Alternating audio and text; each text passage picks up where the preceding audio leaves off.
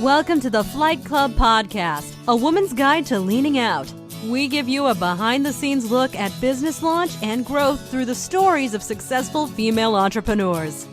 Here's your host, Felina Hansen, founder and CEO of Hera Hub.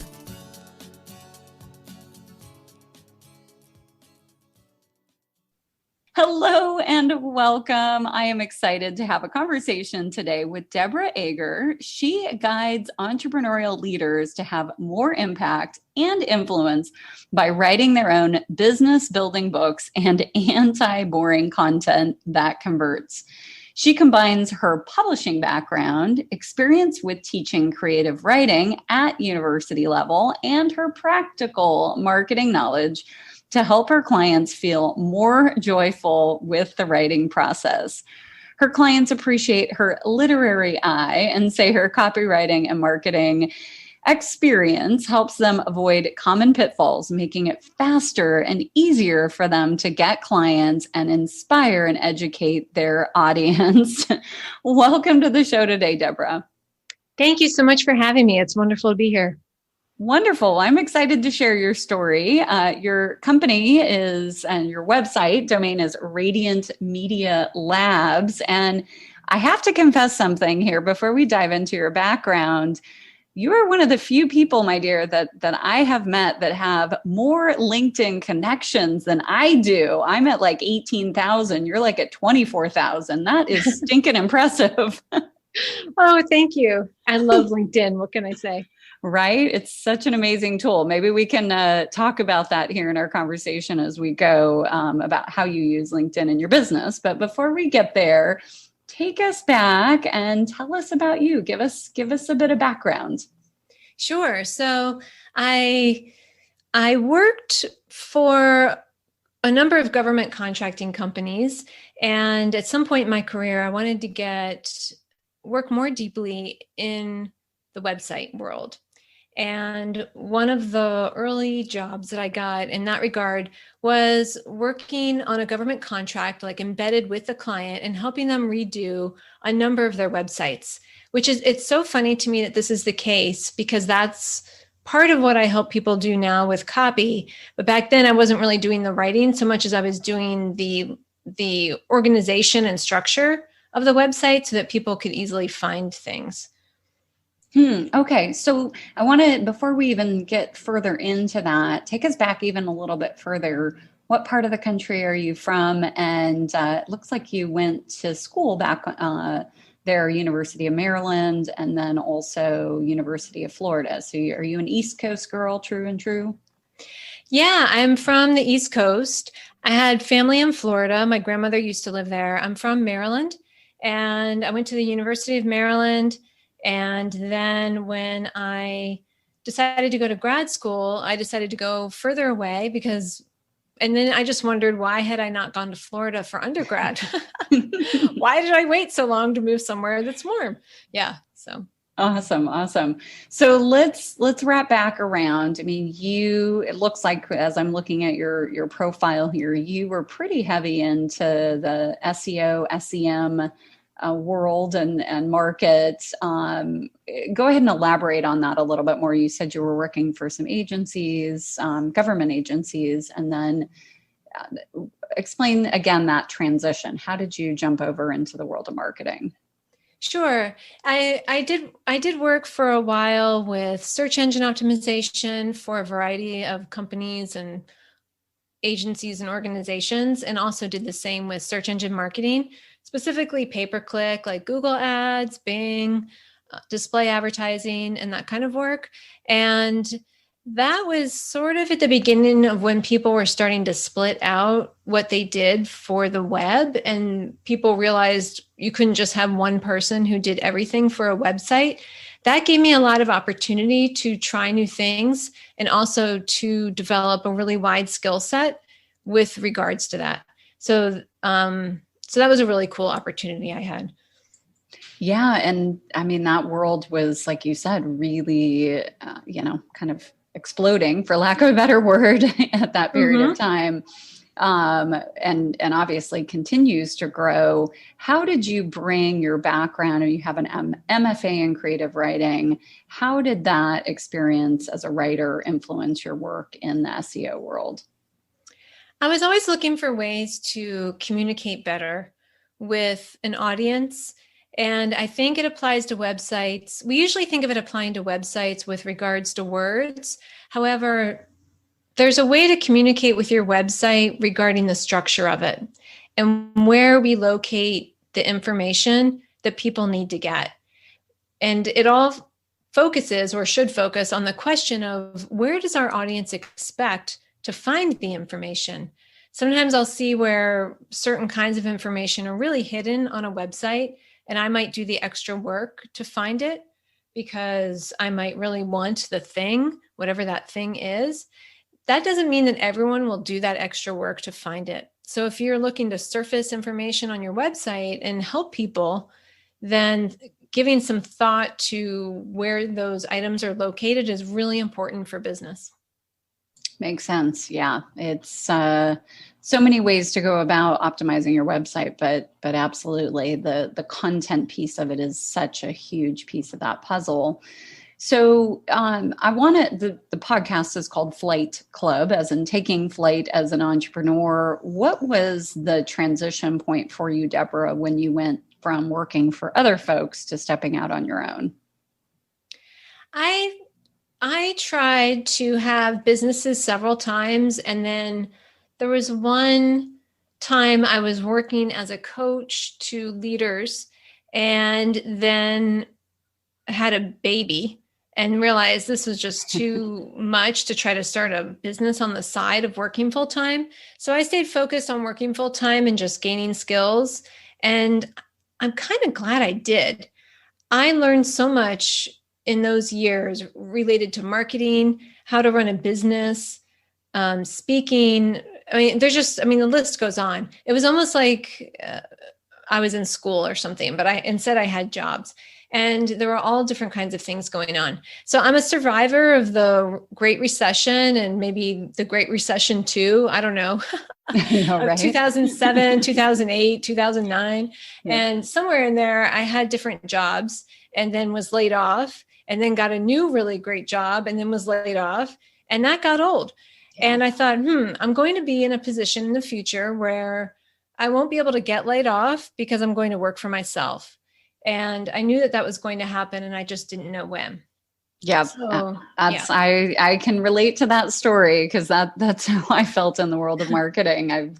One company sold, one ran out of money, another company sold, and it was like, gosh darn it, I just need to control my own destiny here. Exactly. Yeah. And it was around that time that, funny enough, some of my jobs didn't involve a whole lot of writing, but then eventually people would figure out that I could write, and then they'd start giving me, can you write this? Can you write that? So I did end up doing a fair amount of copywriting for different organizations and writing of other kinds of materials. But I really liked marketing because it could be measured, and either something worked or it didn't. Either we made the revenue number or we didn't. And I really liked how quantitative it was.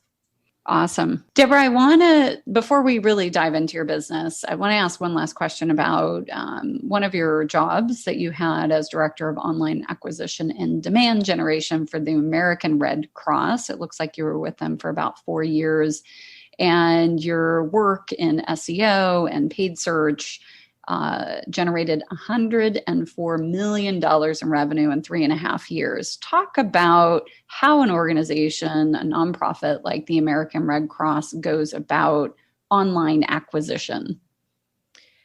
Yeah. So when I became part of the team there, some of what was being done with digital advertising and marketing was somewhat new to the organization, and nonprofits at the time were given some advertising dollars by Google in order to use them in any way they felt like.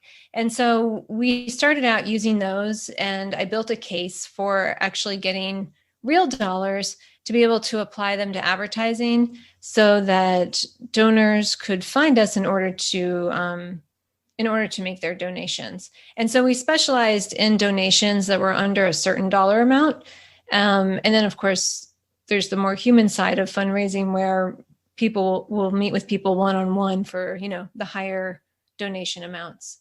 And it was really a fun time there. People would tell me it was kind of like the Wild West. And I think that there was an element of truth to that. It was one of the elements that made it enjoyable, because we had to build landing pages. We had to test the landing pages. We were building a new website, our whole team and department, and figuring out how to make all those things work was quite an enjoyable challenge. And then, a hurricane would happen, and then we'd have to keep doing our jobs despite the fact that there was some kind of natural disaster happening at the same time. It was really challenging, fun, and I still use a lot of what I learned there in my life as an entrepreneur. Awesome. Awesome. So let's dive into your business. You have several facets of what you do. I know you do ghostwriting and book coaching, both in groups and one-on-one. You have a mastermind. But my favorite is your anti-boring club. Talk about that. Yeah. So the Anti-Boring Club is sort of the umbrella for the different offerings I have. And I kind of have, like you were talking about, those two tracks. There's like a book track for people who want to create business building books. And then there's another track for people who want to create business building copy. And the reason why I have those is because a number of my book authors came to me and said, "Hey, I noticed your content on LinkedIn. I'd like to write like that. Can you tell me what to do?" And I created a way to teach entrepreneurs how to create their own copy. And it's specifically for people who don't want to hire a copywriter, or maybe who did hire a copywriter and found that person could not capture their voice. And it does a couple things. One, it helps them become a better writer. And two, should they ever grow to the point that they want to hire out their writing, they will be better able to manage any copywriters that they hire in the future. It's so important, because you're right. I see that so often with entrepreneurs to struggle to find the right person. And I think for all of us, even those, even folks that are prolific writers, writing about yourself it's like we're too close to it. What is that? Yeah, that's a really good point. And one of the things I do, whether I'm helping people with books or copy, is figure out what are those stories that make the most sense to tell. And what are the stories that are going to help form connection with your audience? Yeah, absolutely. So let's dive into some of your offerings under that umbrella of the Anti-Boring Club. So you're doing a fair bit of book coaching, I'm hearing. Just talk about the various offerings that you have. Sure. So I have a blend of book coaching / editing. So for people who basically want to write their own book and do a lot of the legwork themselves, it's sort of like a book coaching editing arrangement where I take them through my 5-step process, which I named the book activation method. And it starts out with figuring out, what is this book all about? And we create, and who is it for? We get really clear on who the audience is.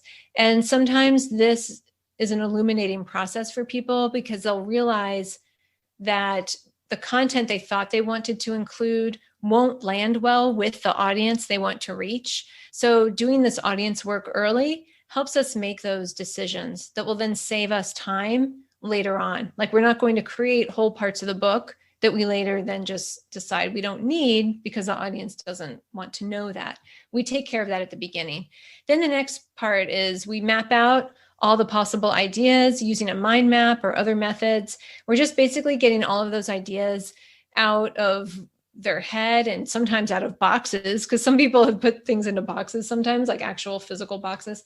And then we'll also go through making an outline together and figuring out what is the structure of the book, what order does it need to go in, what needs to be in, what needs to come out, what might go into a second book, and all those good questions that are good to know from the get-go. I look at that as our book map that ends up mapping out exactly the content we need to create so that we don't waste time, and it ends up saving hours and hours in that process. Then we work together to actually get it from brain to page. That's sometimes tricky. Sometimes it's great. If anyone is listening and thinking about writing a book, sometimes for some people, it works really well to write it out, but other people, they don't want that pathway. And for them, I suggest recording themselves. A lot of times people are very comfortable recording themselves. And when you have that outline, it keeps you on track. So that way you aren't getting way off track. You aren't recording material that you don't need, and so on. And then the last part of it is sort of the finishing and the editing. There's usually several stages of editing. One, it's moving those big boulders around in that outline stage that I mentioned earlier. Then there's like some smoothing editing that goes on. There might be some rewriting that goes on. And then at the very end, there's polishing, and then it's off to be turned into a book. Awesome. I know that process because I've been through it myself in writing a book, and it is so much more than many people believe it to be out of the gate. And I do always encourage people to work with a book coach, because I've met so many people who started a book but never finished a book. Right. Because they didn't have that structure or motivation. And talk about the Stories That Sell Mastermind. Yes. So that is a multi-month program where people get direct support on creating their copy. And it's really good for people. Like if you ever hear people say, oh, I don't like my web copy, I need to rewrite it, or they're not sure what to put on their website, it really takes them through the steps of knowing what to put on their website and help them figure out that piece. And then also, how can they reuse some of what they're using for their website in other ways? Sometimes that might look like creating some social media content out of it, or, if they're working on another project, or if they want to create emails out of it, like an email welcome series. We'll talk through like, how can you take what you've already created and turn it into something that you can use in one of these other ways to help people get to know you and to basically nurture your community and let them know what you have available. Awesome. And I know within the Hera Hub community recently, you had a free 5-day sprint, I think you were calling it, like a content writing sprint. Do you do those programs often? Yes, I do the 5-day content writing sprint several times a year. And then every month I have a writing roundtable. It's currently on the third Wednesdays, but my website will have the most updated information. And people can come in there and get some free copy help. We cover different topics, and I have folks in my Facebook, the members of my Facebook group are usually the ones who vote on the topics. And it could be anything from how to write how to write your own swoon-worthy about page, to how to sort out your content for the month, or some other element that would help you make real forward progress. And so we usually do some actual writing, and you walk away with steps taken. It's not a pitch fest. There's no selling. It's basically all about learning and connection with other people. So important. Love it. And I can't let you go without asking about your LinkedIn strategy. As I mentioned at the beginning, you're edging up to 25,000 followers on LinkedIn.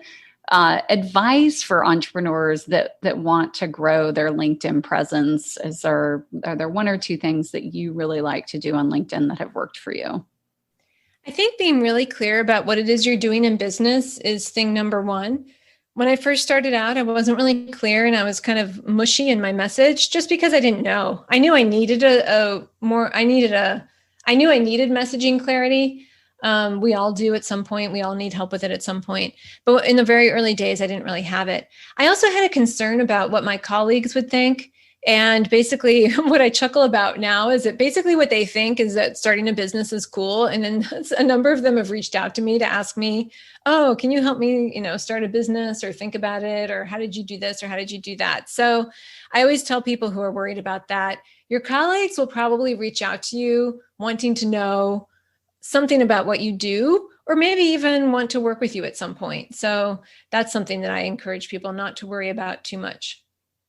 Great advice. All right. What are you excited about, Deborah, for the rest of 2021? Anything new coming up? Well, I'm very excited about the roundtables. And I know I mentioned them before, but I'm super excited about those and the community that's been developing around them. I started them in January, and they have been, gaining attendees and momentum and energy. And every time I do them, I feel like hopefully they're improving as I go along. And I really like it because it pulls on my teaching experience as well, and hopefully creates a really great experience for people. So I'm excited about that. I'm also excited about my next cohort of the Stories That Sell Mastermind and the people who are gathering around to join it. So, yeah. Love it. Love it. And your website is radiantmedialabs.com. If folks want to reach out to Deborah, is the best way to do that through your site, or do you have or LinkedIn, or what's your preference? Yes, it could be through my website. I have a contact form there, so feel free to go there. You can also message me on LinkedIn, although I know LinkedIn sometimes, if we're third connections or something, sometimes they won't let the messages go through. But yeah, the website is always a good fallback. Awesome. Awesome. Well, thank you so much for your time, Deborah. Thank you. It was wonderful to be on here, and I love Hera Hub. Awesome. Thank you for joining this week's episode of Flight Club, sponsored by Hera Hub. We look forward to sharing more success stories with you soon.